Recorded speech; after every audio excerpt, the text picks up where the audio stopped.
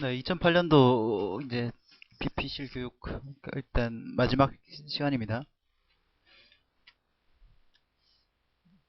내년 이제 커리는 이제 좀 새로 작성해야 되니까 한 몇 주 쉬면서 시험도 치고 할 예정이고요. 자, 지금 현재 이제 그 5일 동안 그 5번에 걸쳐 가지고 지금 디자인 패턴을 하고 있는데 어쨌든 이제 디자인 패턴이 뭐다는 것을 이해하는 데 일단 포커스가 맞춰져 있고 그러다 보니까 계속 이제 반복해서 디자인 패턴에 대해서 하나하나 계속 그 상기를 시키고 있는데 자, 디자인 패턴이 뭐다? 그리고 그 구조가 어떻게 돼 있다? 그러니까 클래스 간의 관계들,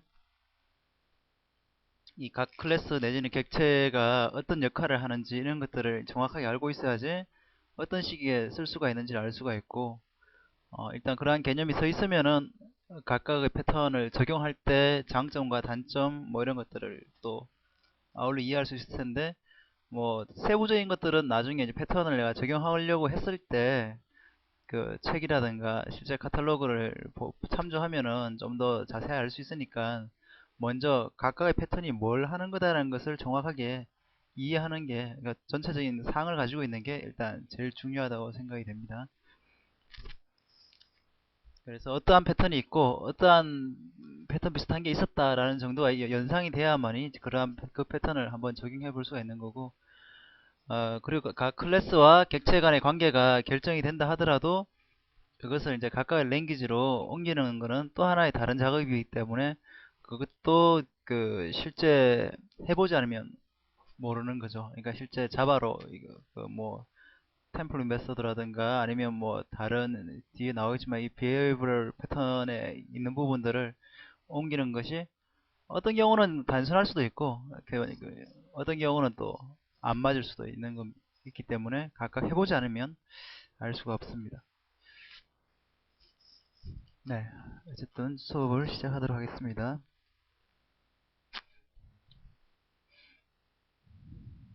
자, 오늘은 복습은 이제 맨 뒤쪽으로 빼고 그 지난 시간에 그 덜 했던 부분들 몇 가지 지금 패턴이 남았거든요. 지금 스트레티지 패턴, 커맨드 패턴, 스테이트 패턴, 비지터 패턴, 이터레이터 패턴, 메멘토 패턴 모두 한 6개 정도가 남았어요. 일단 6개 남은 비헤이비어럴 패턴에 대해서 알아보고 그러니까 비헤이비어럴 패턴이 전체 12개인데 반은 지난 시간에 했고 나머지 반에 대해서 알아본 다음에 전체적으로 다시 총괄해서 복습을 하도록 하겠습니다. 스트래테지 패턴은 어, 그 전략이죠. 전략 어떤 전략을 패턴한다는 것은 뭔 뜻이냐면은 define a family of algorithms 그러니까 알고리즘을 알고리즘이 여러 개가 있어요. 어떠한 경우에 적용할 수 있는 알고리즘이 여러 개가 있고 그 알고리즘을 그러니까 실제 다른 비즈니스 로직이라든가 이 다른 문맥에 있어 가지고는 알고리즘은 좀 별개의 부분이에요. 그러니까 고립되는 부분이라는 거죠. 항상 별개의 부분이고 변화 가능한 부분. 그런 경우에는 어떻게 하나요? 항상 이게 변화하는 부분을 고립시키는다는 게 제일 출발점이었죠. 여기 디자인 패턴에 현재 두 가지 다 원칙이 있었는데 클래스 이네리턴스보다는 오브젝트 컴포지션이 좀 더 우선적으로 생각한다는 그 원칙이 하나 있었고 두 번째가 변화하는 부분을 고립시키는 게 있었죠.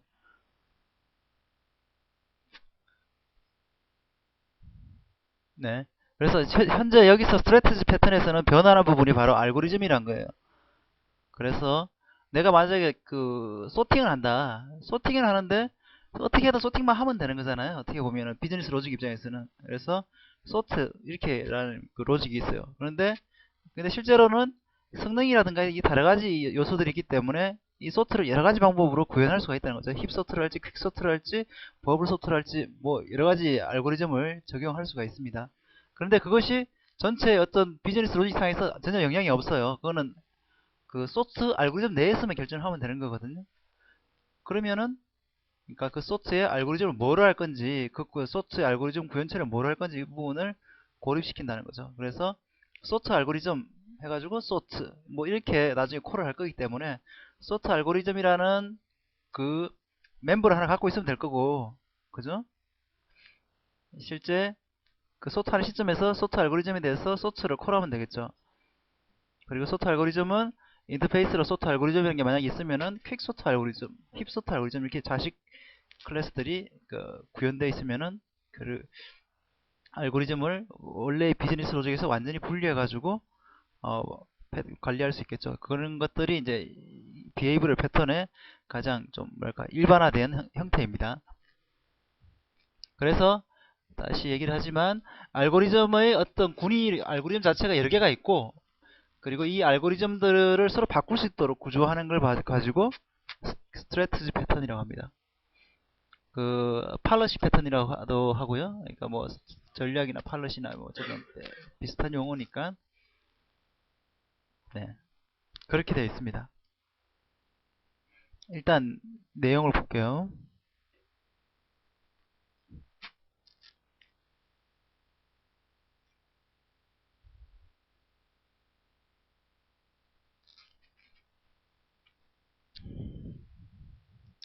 자, 실제 사용하는 경우를 한번 볼까요?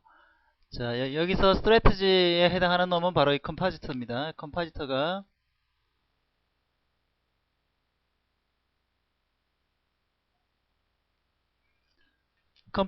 실제 어떤 스트래티지에 대한 객체이고요. 스트래티지 객체는 여기 이제 인터페이스로 정의가 되어 있습니다. 이렇게 삐딱한 애는 인터페이스를 하죠. 앱스트랙트 혹은 인터페이스가 삐딱한 놈이고, 얘를 실제 구현한 애들은 밑에 있는 거죠. 얘를 심플 컴포지트를 쓸지, 텍 컴포지트를 쓸지, 어레이 컴포지트를 쓸지 이거는 모른다는 거죠. 나중에 바꿀 수 있도록 하겠다는 거고요. 그래서 컴포지션에서 이 컴포지션의 컴포지터 객체를, 물론 이제 이 타입은 인터페이스 컴포지터 뭐 이렇게 선언이 되어 있겠죠. 이 컴포지터라는 이 멤버 필드의 타입은 얘를 뭐를 끼우냐에 따라서, 콘크리트 구현체를 어느 오브젝트를 쓰느냐에 따라서 실제 이 컴포즈의 결과는 달라지게 되어 있고요. 실제 컴파이터를 쓰는 실제 어떤 비즈니스 로직 혹은 뭐 어떤 클라이언트라고도 볼 수 있는데, 이쪽에서는 만약에 이제 다른 메소드가 이 컴포즈를 콜할 일이 있으니까 당연히 쓰는 거겠죠.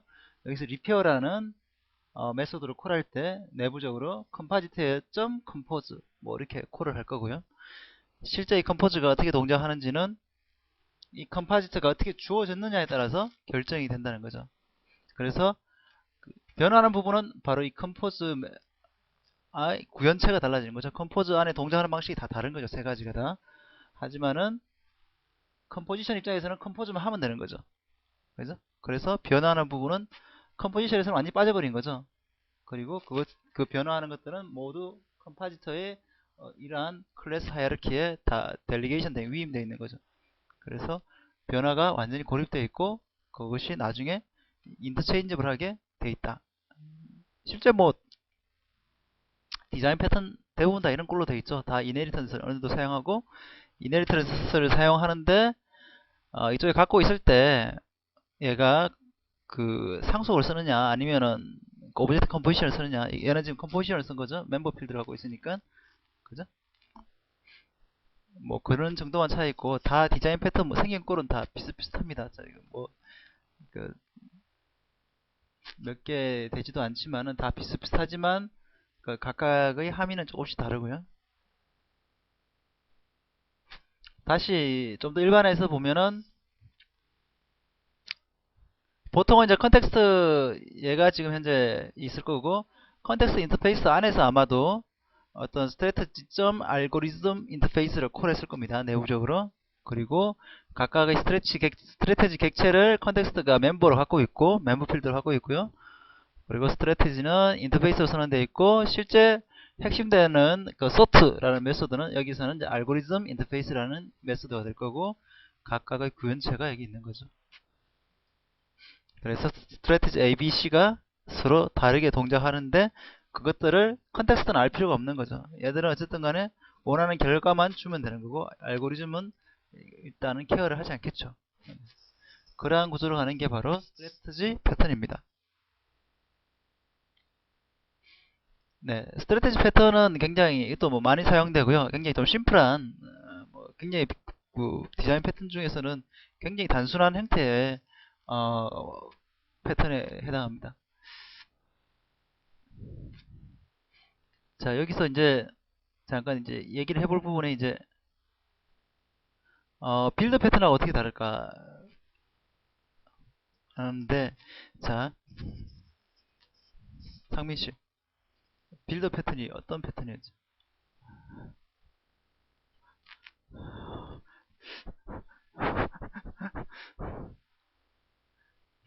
음? 일단 세 가지 패턴 카테고리 중에 어떤 쪽이었죠? creational, structural, behavioral 중에 이름이 빌드인데 어떻게 스트럭처를 이씨. 뭔가를 빌딩하고 있는데 지금.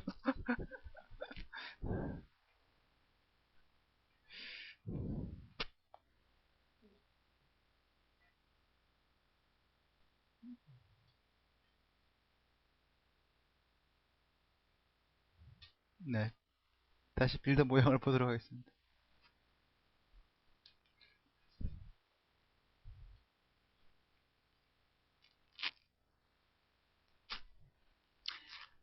아, 빌더는 실제 패턴 모양에서는 크게 다를 바가 없어요. 지금 이렇게 표현이 돼. 여기 마치 콘크리트 빌드가 하나인 것처럼 되어 있지만 실제로는 여러 개일 수가 있겠죠. 이 같은 경우에는 그 빌더가 실제로는 똑같이 해도 여러 개가 되죠. 그리고 빌더가 오브젝트 컴포지션을 갖고 있고요. 그죠? 이런 측면에서는 뭐 별반 다를 바가 없어요. 뭐 생긴 모양은 똑같다는 거죠. 보면은. 그런데 다른 점은 뭐죠? 일단 빌더는 하는 부분들이 이쪽에서 콜할 때 어차피 빌더에 대해서 콜을 하긴 하죠. 그런데 일단 빌더는 하는 일이 어떤 내가 만들려고 하는 그 오브젝트가 있어요. 내가 크리에이트를 하려고 하는 게 있어요. 제일 중요한 게 그러니까 크리에이션을 한 패턴이라는 점이 제일 다르고요. 그리고 중요한 거는 빌더는 가까이 내가 전체를 한꺼번에 다 빌드하는 게 아니라 어, 파트를 빌드하는 거죠. 어? 몸통, 머리, 뭐 팔, 다리, 뭐 내가 지금 로봇을 만든다고 하면은 로봇의 각각을 어, 아니면 뭐 자동차의 어떤 부품들을 따로따로 파트들을 다 만드는 역할을 한 놈이 빌드라는 거죠. 자, 어떤 놈은 그 산타페를 빌딩하고 어떤 놈은 제네시스를 빌드하고 빌드가 다르다는 거죠. 그러면 같이 문짝을 만들어도 한 놈은 산타페 문짝을 만들 거고 그 제네시스 빌드는 제네시스 문짝을 만들 거라는 거죠. 그리고 그 결과로 나온 놈에 대해서는 또 모른다는 거죠. 빌드 패턴의 가장 큰 특성은 파트만 만들고 실제 이 패턴 자체는 마지막에 만들어진 제네시스나 제네시스 쿠페나 아니면 뭐 산타페 같은 거는 모른다는 거죠. 그거는 어떻게 될지 모른다는 거죠. 이게 나온 게 비행기일지 자동차일지도 사실은 모르는 거죠. 빌더가 비행기 빌더가 되면 비행기가 나올 거고 그것을 어떻게 갯 비행기 하는 방법은 모른다는 거죠. 갯 비행기, 갯 자동차 이런 메소드에 대해서는 완성품에 대해서는 빌드 패턴 자체에서는 정의가 되어 있지 않다고 얘기를 했었죠. 그래서 모양이 비슷해서 그냥 보여준 거였고요. 그래서 한번 모양이 비슷하다는 걸 기억하고 있나 한번 물어본 건데 모양이 비슷하다는 걸 기억하긴커녕 그게 뭘 하는 건지조차. 네.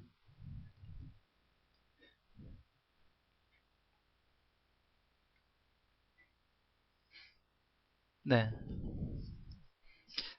그러니까 비헤이브럴 패턴 중에 이렇게 좀 간단한 패턴들이 있어요. 간단한 패턴들은 정말 많이 사용되고 뭐 그냥 아무 때나 사용할 수가 있는 패턴들이죠. 이런 것들은 그냥 우리가 일상적으로 모듈화하고 인캡슐레이션 하고 하면은 변하는 부분을 항상 고립시키는 게 제일 기본이기 때문에 패턴이라 의식하지 않고도 많이 쓸 수가 있어요. 근데 경험적으로 생각해 봤을 때는 이걸 패턴이라고 의식하고 쓰는 것이 조금 더 효과적으로 쓸 수 있는 부분이 있는 것 같아요. 이게 뭐 그러니까 조금 더 적합한 형태의 구조를 가져갈 수 있다는 게 있고요. 실제 유사하게 구조가 나오지만